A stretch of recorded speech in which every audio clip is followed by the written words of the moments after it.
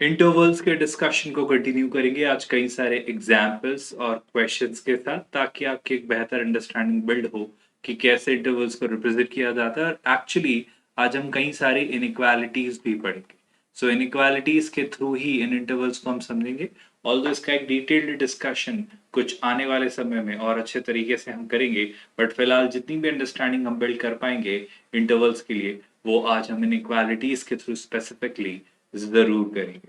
I hope आप जानते हैं हम IIT JEE मैथमेटिक्स के लिए आपके लिए एक फ्री ऑफ कॉस्ट एक कंप्लीट रिसोर्स बिल्ड कर रहे हैं जो कि आपके लिए हमेशा सेल्फ पेस्ड रहने वाला है, जो आप हमेशा अपने लिए अपने पेस पर अपने तरीके से YouTube पर एक्सेस कर सकते हैं हमेशा at absolutely free of cost. There is no hidden cost behind this programme.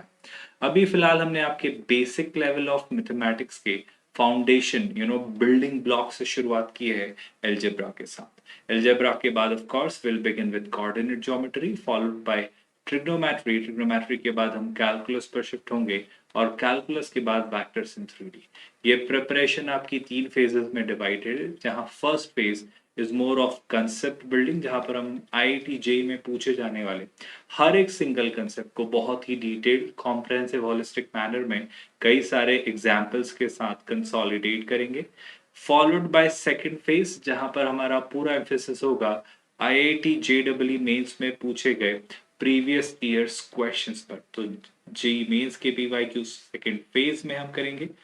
And then, of course, phase 3 will be completely inclined towards JEE advanced में पूछे गए previous years questions पर। तो इस तरीके से एक बहुत structured एक complete तैयारी आपकी करवाई जाने वाली है इस प्रोग्राम के तहत। I'll straight away begin with our today's discussion। पहला सवाल आपके सामने आपकी स्क्रीन पर।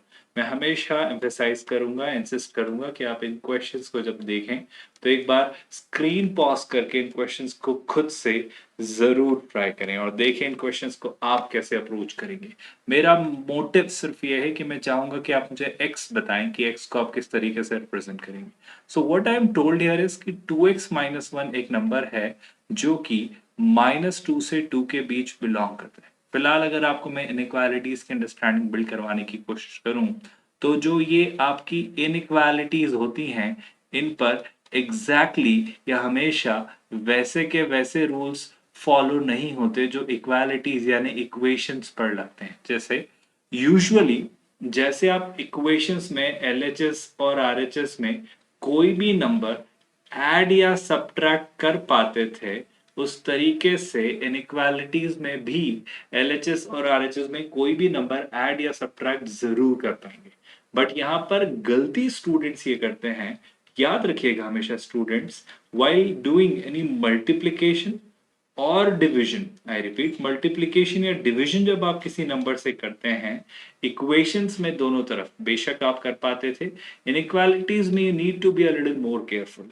To be very honest, to be very precise, जब आप मल्टीप्लीकेशन या डिवीजन करें तो आप इनइक्वालिटीज में भी LHS और RHS में मल्टीप्लीकेशन या डिवीजन कर सकते हैं। बस आप इस बात का ध्यान रखें कि आप जिस नंबर से मल्टीप्लाई या डिवाइड कर रहे हैं उसका आपको साइन पता हो, यानी कि अगर वो जीरो है तो आप जीरो हमेशा अवॉइड करेंगे, आप सिर्फ एक पॉजिटिव या नेगेटिव नंबर से ही मल्टीप्लाई करेंगे। अगर आप पॉजिटिव नंबर से मल्टीप्लाई करेंगे तो इनइक्वालिटी का साइन वोंट चेंज, इनइक्वालिटी का साइन चेंज नहीं होता है। लेकिन जब आप किसी नेगेटिव नंबर से मल्टीप्लाई या डिवाइड करेंगे तो साइन इनइक्वालिटी यानी इनइक्वेशन का चेंज होता है। इसे एक थोड़े से छोटे से एग्जाम्पल से समझते हैं। ग्रेजुअली इसी तरीके से हम इनइक्वालिटीज को समझते जाएंगे एग्जाम्पल बाय एग्जाम्पल, और आप कंफर्टेबल होते चले जाएंगे कि इनइक्वालिटीज को कैसे सॉल्व करते हैं। मैं एक छोटा सा एग्जाम्पल लेके आपको समझाने की कोशिश कर रहा हूँ। जैसे कि हम सब जानते हैं कि 2 जो है वो 5 से छोटा होता है। अब आप दोनों तरफ किसी भी नंबर को ऐड कर दीजिए या दोनों तरफ किसी भी नंबर को सब्ट्रैक्ट कर दीजिए, आपकी इन इक्वेशन पर कोई फर्क नहीं पड़ेगा। लेकिन जब आप मल्टीप्लाई करने या डिवाइड करने की बात करते हैं, हमेशा याद रखिए स्टूडेंट, जब आप मल्टीप्लाई डिवाइड करने की बात करते हैं तो आप हमेशा इस बात को ध्यान रखें कि आपको ये पता हो कि आप किस नंबर से मल्टीप्लाई करें। फॉर एग्जाम्पल अगर मैं 4 से मल्टीप्लाई करूं तो 4 इंटू 2 8 एंड 4 इंटू 5 20। मैं जानता था 4 एक पॉजिटिव नंबर है तो इनइक्वालिटी का साइन हमने चेंज नहीं किया। बट मान लेते हैं मैं इसी इक्वेशन को जो हमें दी गई थी, इसे -3 से मल्टीप्लाई करता हूं, तो -3 into 2 will be -6, -3 into 5 will be -15. I hope you all know this very clearly. -6 और -15 में अगर अब मैं नंबर्स की बात करूं, so the smaller number will be -15. ये हम सब बखूबी जानते हैं. नेगेटिव नंबर्स को जब आप कंपेयर करते हैं, जब दोनों नंबर्स नेगेटिव हो, तो जितना बड़ा मैग्नीट्यूड होता है नंबर उतना ही छोटा होता है. सो आई होप यू रियलाइजिंग, जब मैंने -3 से इस इक्वेशन को दोनों और मल्टीप्लाई किया, चूंकि मैं अब जानता हूं कि -3 एक नेगेटिव नंबर है, तो मैं हमेशा इस बात को ध्यान में रखूंगा कि इन इक्वेशन का साइन चेंज होगा. आई होप ये दो प्रॉपर्टीज फिलहाल के लिए आप याद रखेंगे कि इक्वेशंस में जहां एलएचएस और आरएचएस में आप किसी भी नंबर को दोनों तरफ ऐड या सबट्रैक्ट कर सकते थे, इनइक्वालिटीज में भी कर पाएंगे. लेकिन इक्वेशंस में जहां मल्टीप्लिकेशन और डिवीजन किसी भी नंबर से कर पाते थे, इन इक्वेशन में करते वक्त आपको इस बात का ध्यान रखना होगा कि जिस नंबर से आप मल्टीप्लाई कर रहे हैं, जिस नंबर से आप डिवाइड कर रहे हैं, उस नंबर का साइन कैसा है.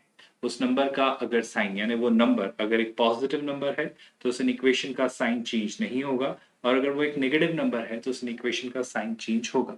Coming back to our discussion to solve this question, I repeat, इस क्वेश्चन को सॉल्व करने के लिए चूंकि मुझे x तक पहुंचना है और x तक पहुंचने से पहले मुझे इस -1 से निजात पानी. So what I am going to do is, इन इक्वेशन में तीनों तरफ this side and this side मैं 1 ऐड करने वाला हूं. So I hope you realizing, -2 + 1 will be -1, 2x - 1 + 1 will be 2x only, and 2 + 1 will be 3. I'm still confused कि sir मुझे तो x तक जाना था, you are still keeping me limited to 2x. तो मैं एक छोटा सा काम करूंगा, मैं तीनों तरफ इस इक्वेशन को 2 से डिवाइड करूंगा. जब आप तीनों तरफ इस इक्वेशन को 2 से डिवाइड करेंगे, so this will be -1/2, this will be x, and this will be 3/2. Did you all notice कि जब आपने 2 से डिवाइड किया, 2 आपका एक पॉजिटिव नंबर था, 2 was greater than 0. यानी 2 अगर एक पॉजिटिव नंबर है तो मैं इन इक्वेशन का साइन चेंज नहीं करूंगा. Do you all get that? Do you all understand this? और अगर ऐसा होता है तो क्या मैं डिनोट कर पा रहा हूं कि सर x फाइनली एक ऐसा नंबर है जो -1/2 से 3/2 को बिलोंग करता है. लेकिन आई होप आप समझ पा रहे हैं कि मैं कौन सा ब्रैकेट यूज करूंगा. I will be using open bracket. -1/2 हो या 3/2, दोनों को ही इंक्लूड नहीं करना है. यहाँ पर दोनों के इंक्लूजन के लिए कोई बात नहीं कही गई. अगर इसे नंबर स्केल पर रिप्रेजेंट करने की बात आती, had somebody asked कि सर नंबर स्केल पर आप इसे कैसे रिप्रेजेंट करेंगे, तो मैं कहूंगा कि सर आप नंबर्स को गौर से देखिए. फॉर एग्जांपल यहाँ कहीं -1/2 रहा होगा, यहाँ कहीं 3/2 रहा होगा. आपको सिंपल भाषा में -1/2 से 3/2 तक के सारे नंबर्स को कंसिडर करना है, लेकिन -1/2 और 3/2 को इंक्लूड नहीं करना है. और इस तरीके से आपके पास ये एक बेसिक नंबर स्केल की structuring, the graphical representation create होगा अपने इस क्वेश्चन के आंसर को रिप्रेजेंट करने का. So this is how you might see options in the examination hall जब आप इस तरीके की इनइक्वालिटीज को सॉल्व करते हैं. And this is how the graphical representation will look like. I hope यहाँ तक एक बेहतरीन क्लैरिटी बिल्ड हुई है आपकी, और अगर हुई है so let's continue with one more question to get more clarity कि inequalities को solve कैसे किया जाता है. We have another question right there in front of us. आपको इसे x के लिए solve करना है, जहां पर आपके पास इस बार प्रॉब्लम ये है कि ये जो x जो आपको मिला है that is there in the denominator, and that's the problem we have. Again, जब हम इस तरीके की बात करते हैं तो स्टूडेंट्स हमेशा याद रखिए, आप जहां इक्वेशंस में, again I try to make you learn the difference between equations and inequations और इनइक्वालिटी साइमल्टेनियसली इन क्वेश्चंस के थ्रू ही.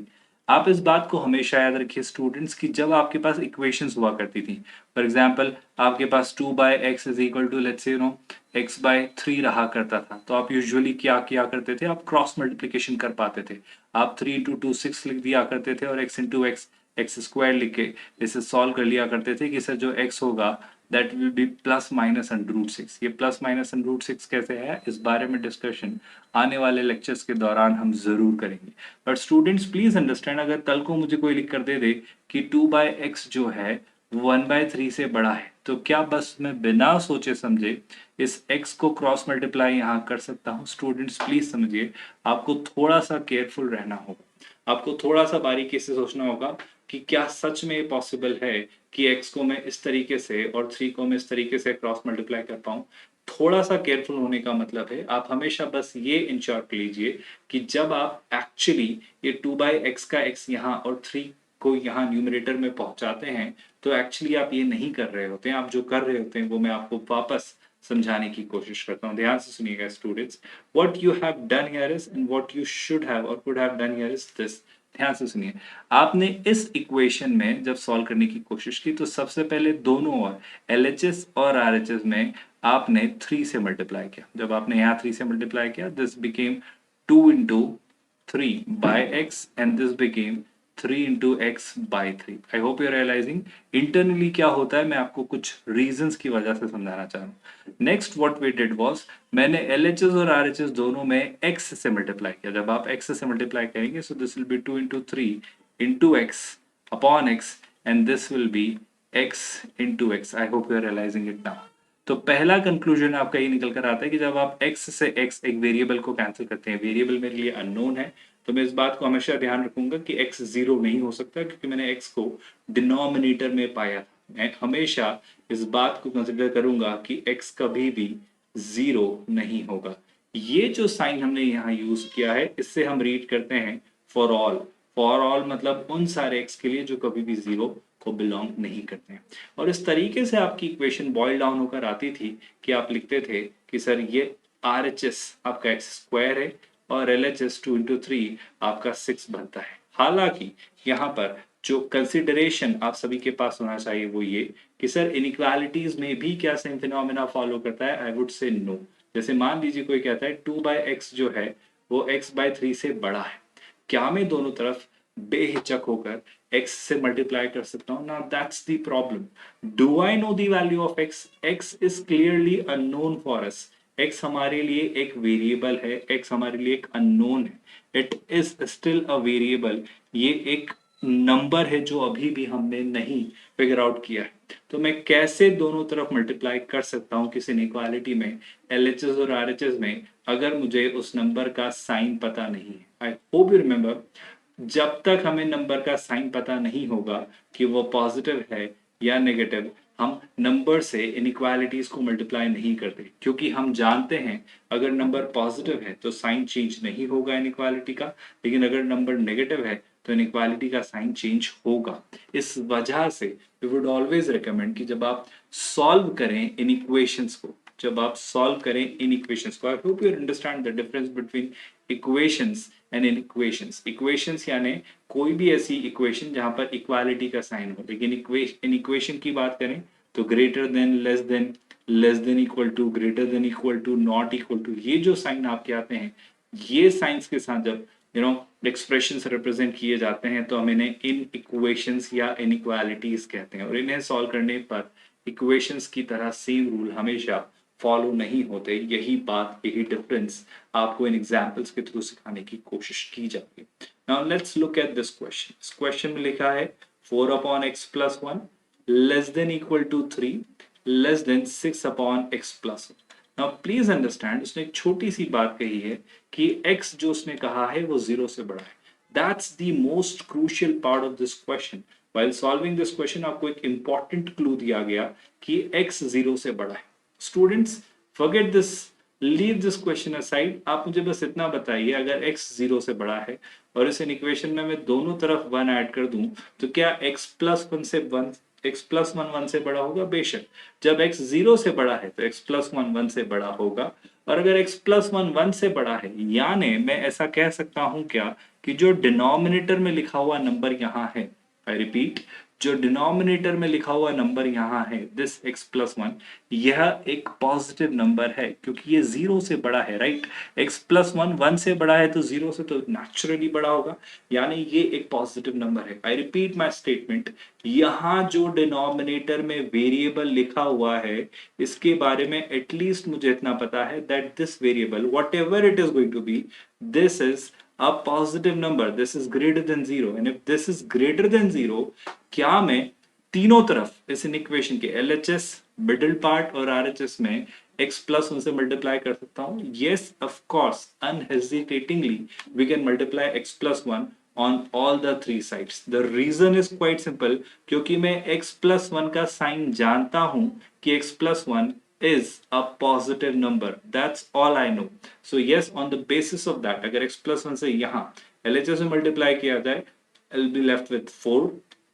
मिडिल टर्म में अगर मल्टीप्लाई किया जाए, so this will be 3x, 3 times whole of x plus 1.